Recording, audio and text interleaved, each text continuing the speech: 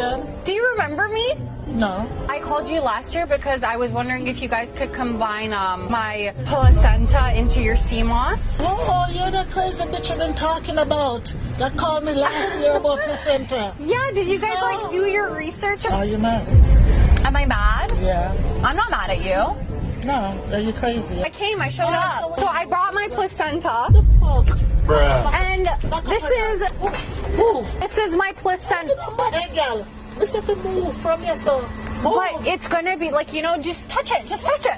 Touch what? Just touch it. Just touch it. Girl, you need to go Just, and you know, make it's okay. Hey, girl. Just touch it. It's fine. It's fine. It's so good. You can put it in the sea moss gel and it's gonna reduce my postpartum depression. If you calm down and they're gonna put you in a real depression. You're gonna put me in a what? They're gonna put you in a depression.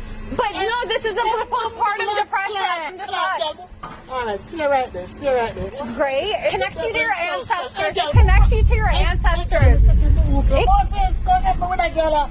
What's with a mad girl? She needs mental health. No, but you guys can put this in the thing, you know. It's fine. No, it's fine. It'll be so good. Okay.